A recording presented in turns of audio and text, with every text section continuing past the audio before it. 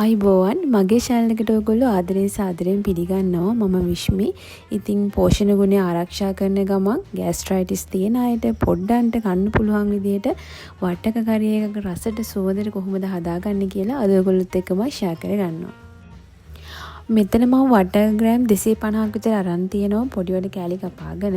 විශේෂත්වය ඔයගොල්ලෝ බලන්නකෝ වටක ඇට ටිකක් මම එකතු කරගෙන තියෙන්නේ. ඉතින් කැමති කෙනෙක්ට බදලා කන්නත් පුළුවන්. නමුත් මාළුවට එකතු කරගෙන බලන්නකෝ. ඒකෙන් ලොකු රසයක් එනවා වගේම තමයි අපිට ලේසි පහසුයි. ඉතින් කවදාවත් විසිකන්න එපා මේ වගේ ගුණදායක දේවල්. ඉතින් එහෙනම් මම වටක කරියකට දාන අමුද්‍රව්‍ය ටික බලමු. ඉස්සෙල්ලාම සුදු ලූණු, රම්පේ කරපිංච, උළුහාල්, කුරුදු පොත්තක්, අමුතුන පහ එකතු කරගන්නවා හරිම පොඩි ප්‍රමාණයක්. ඊට පස්සේ කහ, ඊට පස්සේ ලුණු, ඒ වගේම තමයි ගම්මිරිස්. ඉතින් මම ගම්මිරිස් මේ වෙලාවෙම තමයි එකතු කරගන්නේ. ඊට පස්සේ වට්ටක්කයක තම්බ ගන්න හරිම පොඩි ප්‍රමාණයක් තමයි මම වතුර එකතු කරගන්නේ. මේ බලන්නකො හරිම පොඩි ප්‍රමාණයක් වතුර එකතු කරගන්න. දැන් මම මේක ලිප ඔන් කරලා ලිපේ තියාගෙන තියෙන්නේ. ඉතින් දැන් එහෙනම් අපි මේක පියනකින් වහලා තැම්බෙන්න තියමු. දැන් වට්ටක්ක තැම්බිලා තියෙන්නේ. හැබැයි 100%ක් තැම්බිලා නැහැ. නමුත් 80%ක් විතර තමයි තැම්බිලා තියෙන්නේ. ඉතින් මේ වෙලාවේදී තමයි මම පොල් කිරි එකතු කරගන්නේ. ඉතින් මම 100%ක් තැම්බෙනකන් ඉන්නේ.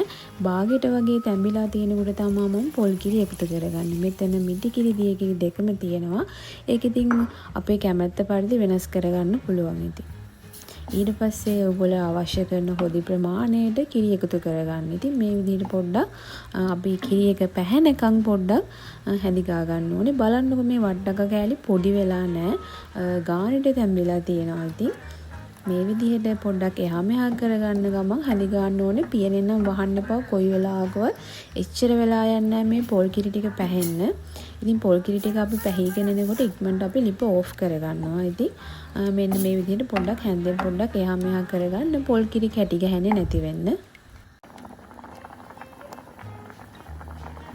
දැන් පොල් කිරි ටික අවශ්‍ය ගානට පොල් කිරි ටික පැහිලා තියෙන. ඉතින් ගොඩාක් වෙලා මේවා ඕවර් කුක් කරන්න යන්න එපා. ගොඩාක් වෙලා ලිපේ තියාගෙන ඉන්න යන්න එපා. ඉතින් මේ වෙලාවේ හරිම සුවඳයි. ඉතින් දැන් මම ලිප ඕෆ් කරගන්නවා. මේ වට්ටක කරිය මේ විදිහට හදාගත්තාම හරිම රසයි. ඉතින් පොඩි ළමයිටත් කන්න දෙන්න ඉතාමත්ම සුදුසුයි. ඒ වගේම තමයි ගෑස්ට්‍රයිටිස් තියෙන කෙනෙක්ට උනත් මේක බය නැතුව පාවිච්චි කරන්න පුළුවන්. ඉතින් මේක හරිම අර වට්ටක රසයේ ඉස්මතු වෙන විදිහට හරිම කිරි රසට මේක තියෙනවා වට්ටක කරියක. ඉතින් ඕගොල්ලොත් මේ ක්‍රමයෙන් try කරලා බලන්නකෝ.